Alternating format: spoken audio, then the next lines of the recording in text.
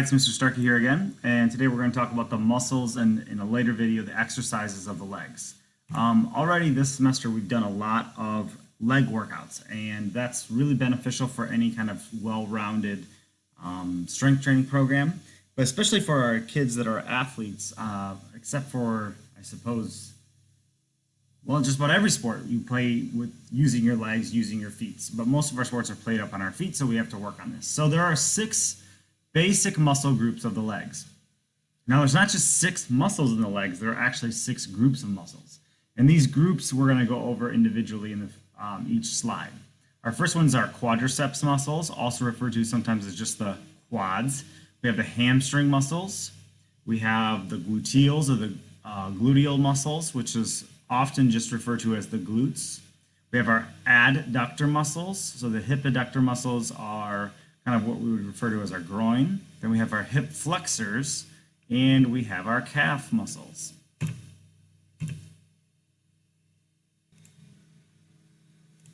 So in the quadriceps group, there are 4 major muscles. Kind of right down the center of our quadricep on our thigh. So if you're looking down at your leg, it's looking at your thigh. There's this muscle called the rectus femoris. Then we have the vastus lateralis, and we have the vastus medialis. And there's one that's kind of underneath, not kind of, it is underneath the rectus femoris, and that's called the vastus intermedius. And you don't need to know all of these by names, but when you look down at your leg and you see on the inside, the medial side of your leg, there's this big bulging spot. That's called the vastus medialis. So if you ever have that question, knowing that these are all part of the quadriceps groups is very good for you to know. The purpose of the quads is extension of the knee. Okay, so if we started in a bent position and went to straight, you can see here the muscle goes from long to squeezes and it goes to short. And that allows us to go from a bent position to a straight position. It also serves to stabilize the knee itself. So anyone who's ever had a knee injury around the patella, it's often something to do with the quadriceps muscles. This application is very common in something like climbing stairs. You also see it in any kind of acceleration motion in sports, and obviously in some kind of a kicking motion. So this is obviously these are like models, like bodybuilders, and they take these photographs. But this is not what a normal person's leg would look like. But either way, right here I'm drawing around, that is that vastus medialis. Okay, and right here is the vastus lateralis and the rectus femoris. Here's a female's leg. You can't see it quite as pronounced, but certainly you can see that there is some definition here in those quadriceps. The next group we're going to talk about is the hamstring muscles. If you are an athlete, these are extremely important muscles to know. And there are 3 specific muscles within the hamstring muscles. So we have the semimembranosus and the bicep femoris, and we have the semitendinosus. When you reach down and feel your hamstrings, say you activate them and squeeze them, you're going to feel this semitendinosus most likely and this biceps femoris. And you might, those of you who know what the biceps are in our body, the biceps, this is a really interesting concept because the biceps femoris refer to the femur bicep. They have the same function as the bicep does in the up in the arms. The hamstrings help with flexion of the knee. So again, they take the knee from its long position, and when they contract, they bring the lower leg into flexion or into a bent position. Okay, so it's the shortening of the angle. And you can see that as those muscles create that action, that is just like what we see in the arm with the purpose of the bicep. And that's why it's interestingly called, one of the muscles in the hamstrings is called the biceps femoris. It also helps with extension of the hip, which is not something you need to probably focus on as of now, and it helps with another form of stabilization of the knee. Its specific applications in human movement would be things like jumping and things like sprinting, and any time that you squat below 70 degrees of knee flexion. So here's another bodybuilder, and again, I don't know how they get they must grease up their bodies or something to make it look like this, but either way, here are those. You can very clearly see the difference between the semitendinosus and the biceps femoris.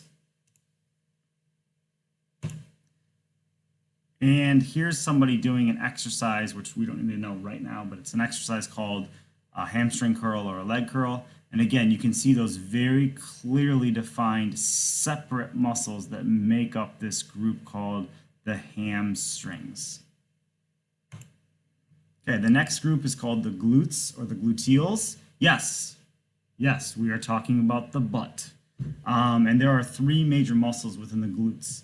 We have the gluteus maximus, we have gluteus minimus, which is very, very, very deep, close attached to the pelvis.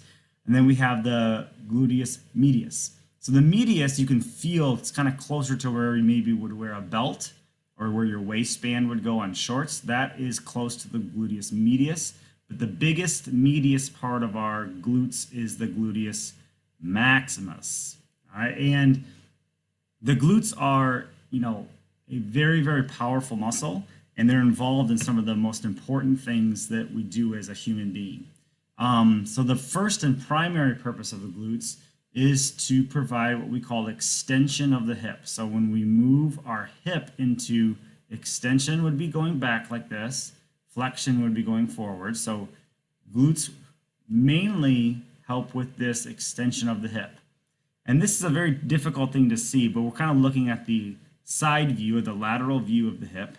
The glutes also assist with moving and rotating the hip. So we would call that abduction. So the glutes do both abduction and extension of the hip. And they obviously help stabilize the hip. Without the glutes, you wouldn't be able to walk. Without the glutes, you wouldn't be able to run, things like that. And its applications is most commonly seen in things like sports and running and jumping and things like that. We see a lot of NFL players have huge butts, and not to be inappropriate, I'm just saying the obvious, they have enormously strong and powerful glute muscles. We see it a lot of times in sprinters. Again, I'm not aiming to be inappropriate, but they have very, very large, often large and very, very powerful glute muscles that assist them with this extension of the hip. We see them a lot as well in athletes that do lots of squatting. Again, once you get below 70 degrees of the knee in squatting is when the glutes start to really develop more and get more activated. And the next group we're going to talk about is the hip flexors. Now the hip flexors is a really tough group to think about and notice because you never see them. You will not see me show you a fitness model or a athlete with big, huge hip flexors, because these are muscles that are underneath our abdominals, and they're underneath often what we would see on the quadriceps. And if you lifted your knee up into flexion, you would notice if you lifted your hip into flexion and your knee was up in front of you, you would notice this largest one of the five, which is called the sartorius muscle. That's the only one that is actually on the anterior side of this group called the hip flexors. This word right here, psoas, P-S-O-A-S, is pronounced psoas. There's the psoas minor and the psoas major muscle. These are actually the muscles most involved with bringing that hip up into flexion. And we often see hip flexion when we raise our knee, and we'll look at that in just a second. We also have the iliacus muscle, we have the iliopsoas muscle, and then, as I mentioned before, the sartorius muscle. And the reason we see these words iliacus and iliopsoas is this part of the pelvis up here, okay, part of the pelvis, part of the hip joint, is this thing called the iliac crest, and that's where all of these muscles kind of originate. The hip flexors is a very fascinating group of muscles. The psoas muscles up here, they actually start and attach on your spinal cord, and then they come and intertwine down into your femur, and that's what allows that knee to come up and into flexion, or the leg to come up into flexion. So we're kind of looking at a semi-side view. The green back here is the glute muscles, okay, so they're kind of representing what that going into extension looks like.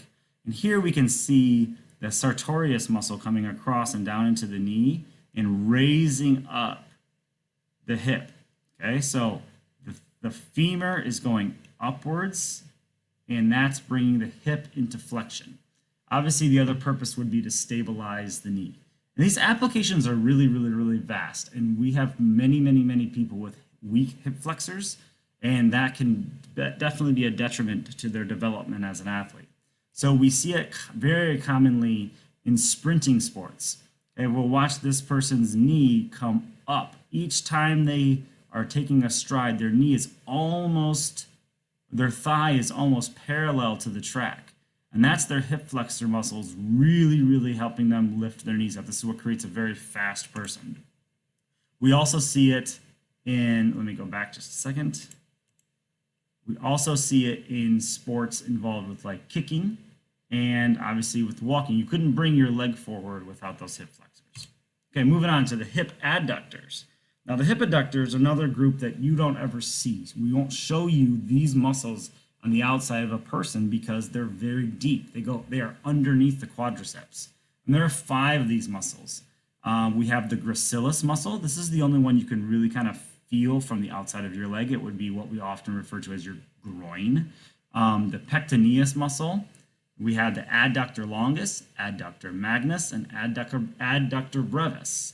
So if you have paid attention in earlier modules, you'll know what adductor means. That means bringing the hips together in this specific application. So here's a nice animation of the adductors. Here's their start, and here's the end. They attach at the pelvis, and then all throughout the medial surface of the femur, and they bring that together. Again, starting out wide and bringing them together. And some of these applications are things like in agility training and in things like swimming. So like in this agility motion, you can see this person starts here and they push and they get in this little crossover position. Well, if it wasn't for hip adductors, you wouldn't be able to perform that action. And in certain swimming strokes like the breaststroke, you know, the ability of an athlete to bring their feet together, this was supposed to animate, apologize, but if you know what breaststroke is, that's what allows you to kind of complete that kick. Calf muscles. Okay, there are 3 major calf muscles. We have the gastrocnemius. I just refer to it as the gastroc. That's what you often hear. The gastroc is that kind of teardrop shaped part of the calf muscle. You can see it over here actually in our background image. That is most often noticed from the outside of the body. Beneath that, around your, if you didn't know, this is called your Achilles tendon. Around your Achilles tendon, we have this muscle called the soleus muscle, and up and behind the knee, we see a lot of athletes get injured up here. We have the plantaris muscle. The purpose of the calves is plantar flexion. Again, rising up off of your heel and onto your toes. It obviously serves the purpose of stabilizing the ankle, and we see it very commonly used when trying to accelerate in something like sprinting. So you can see this athlete is pushing off her toes, okay, for these first couple steps, and that's really allowing her to accelerate down the track. I have it here this is not a typo. I purposely did not make this word jumping emboldened because we have a lot of people who come in thinking bigger calves, stronger calves means you jump higher. They definitely have a huge role to play in jumping, but actually the hamstrings have a larger impact on the performance of a jump than the calves do. And when someone's just doing a light jog, running normal speed like a cross-country runner or a warm-up jog, and someone strikes heel to toe, heel roll to their toe, there's a lot of calf muscles involved with that.